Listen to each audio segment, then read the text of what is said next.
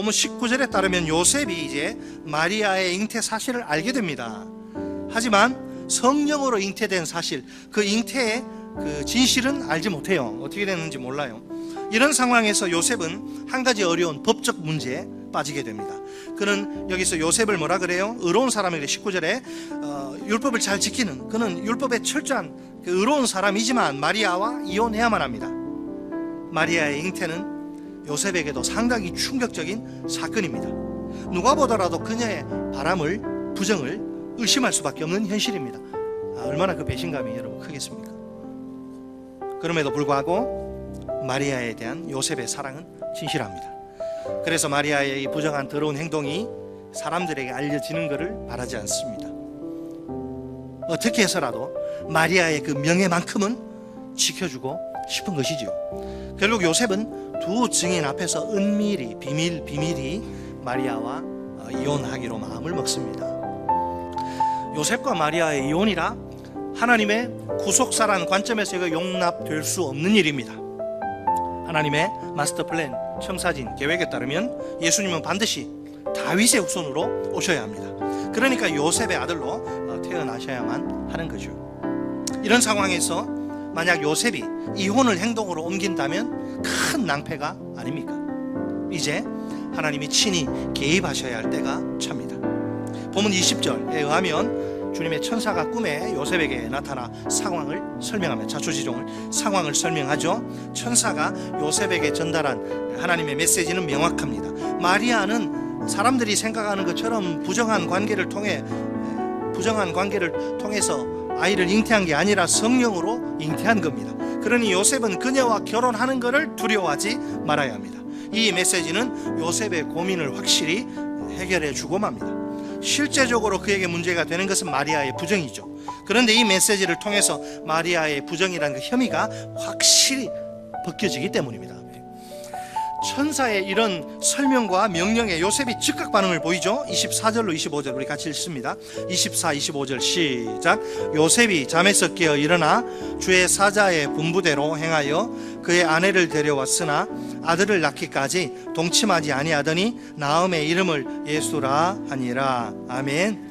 요셉은 이제 마리아와 결혼하여 그녀를 자기 집으로 데려옵니다. 이렇게 해서 이제 요셉과 마리아의 결혼 절차는 공식적으로 마무리됩니다. 그 결과 요셉과 결혼한 마리아에게서 태어나신 예수님은 법적으로 사회적으로 철저히 요셉의 아들로 자리매김을 합니다. 특히 복음서에 보면, 특히 이 복음서 중에 마태복음에는 예수님의 출생과 관련해서 요셉의 그 적극적인 역할이 두드러집니다. 본문 25절에서 요셉은 주님의 천사가 명령한 것보다 훨씬 더 적극적으로 순종합니다. 요셉이 마리아를 자기 집으로 데려온 후에 보인 행동을 주목하세요. 마리아가 예수님을 낳을 때까지 그녀와 육체적 관계를 갖지 않습니다. 이 사실이 의미하는 것은 무엇일까요? 요셉이 법적, 사회적으로 예수님이 이제 법적, 사회적으로 요셉의 아들인 것은 분명합니다. 그러나 예수님의 참된 기원은 인간 요셉이 아니라 하나님 자신이라는 거죠. 자, 이 모든 과정 속에서 우리는 요셉의 헌신을 볼 수 있습니다. 그의 헌신은 자기 부정적 순종으로 나타납니다.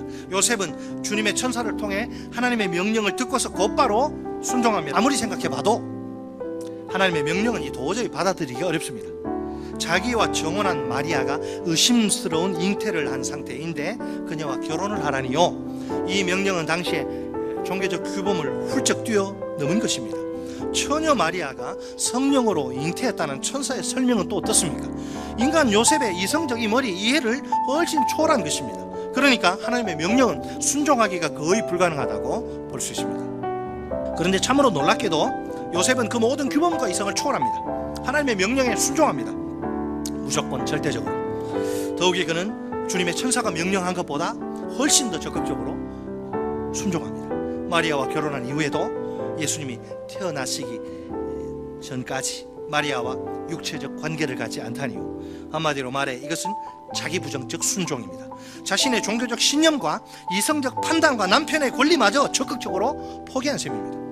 그 목적은 단 하나, 오로지 하나님의 명령에 절대적으로 순종하기 위해서 말입니다. 이제는 우리 차례입니다. Our turn. 이제는 우리 차례예요. 성령께서 오늘 이 시간 우리 모두를 헌신의 자리로 초청하십니다.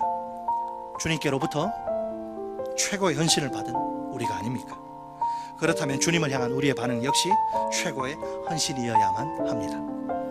나의 가장 소중한 것을 주님께 드리는 헌신 말입니다.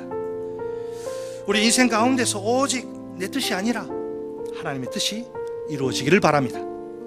우리가 자기 부인과 자기 십자가로 하나님의 말씀에 절대적으로 순종하길 바랍니다. 우리의 최고의 헌신으로 이번 크리스마스가 더욱 아름답게 빛날 줄 믿습니다.